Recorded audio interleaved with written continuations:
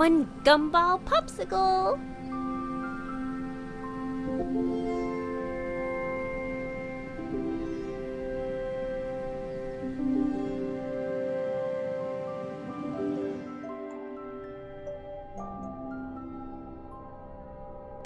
Lo, you macabre melting mess. We share an unshakable fate. This is Like my favorite one. every I really, really human liked has an this one. expiration It was date. so well done. It was so poetic. It was so visually striking, and I love the concept of this short film. Very unpredictable, both on the turn on events, and I couldn't foresee what the script was going to be or become. I thought it was both cute and dark, which is kind of odd, but yeah, it was very interesting to watch this one. Veers off into places that you do not expect it to. And its language, the dialogue in it, is very poetic in a very morose and macabre way, but poetic nonetheless. This went in a very different direction than I thought it was going to go. It took a darker turn than I was expecting when I saw Melted and then the ice cream truck. I really, really loved the kind of spoken word poetry or written piece that was paired along with this. I thought it was obviously like married together perfectly, and everything matched up really, really well. I also loved the style of animation. It almost reminded me kind of like Tim Burton's Coraline in a way. It was really clever. First time I've experienced an emo popsicle spoken word animation. Had a lot going on. What was cute and bubbly suddenly went deep and dark and dimensional. This film took everything that should have been cuddly and added a sinister element to it. Really high quality animation in this one, and I would liken it to a Pixar piece, absolutely. It was very delightful, yet quite unexpected. It lulled me into this initial appearance of a sweet film about the joys of childhood, and you have the classic conventional going to the ice cream truck as a nice little ritual.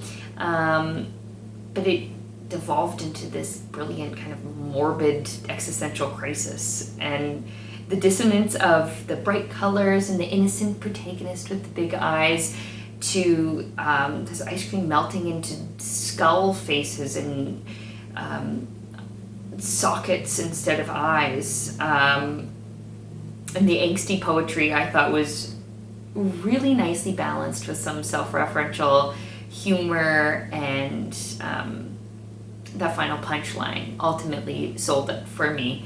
But the words were striking on their own too, which upheld the entire thing, and they couldn't be denied for their emotional weight. So I can't tell if this one was like funny or cute or very dark, but I suspect that it's a combination of all three and probably more. I really, really enjoyed the creative animation of this. It was a lot of fun, and especially the cut to like the real life girl wearing the mask was just super cool. I love when animators just get, and artists just get really free with all of the effects and different things. Like it kind of just felt like a dreamscape, a kind of scary one. But it was really cool, and it takes something so simple as a gumball ice cream cone, and just makes it mean so much more. And this one was kind of like a macabre kind of interpretation, and it was really cool. I just love seeing creativity come to life like that, and how you can make everyday objects and scenarios into a story. Yeah, doesn't mean it's very disturbing, very creepy. I love the colors. I love the story. I thought it was really great because, like, I mean, how many times do you get those, like SpongeBob popsicles when like the blueberry eyes start dropping and it's creepy as hell. And I love that they used that as kind of like a jumping off point in the story. And, you know, the narration works really well. The transitions between like throughout like this kind of like nightmarish scene like work really well. Yeah, I liked how it didn't hold back, and there's something always fun when adults, or when there are like adult themes in like children's like animation styles. So really I dug it. thoroughly enjoyed this one. I love the juxtaposition of this cute and child friendly backdrop with this macabre and strong sort of poetry really over it. It was performed really well by the voice actor.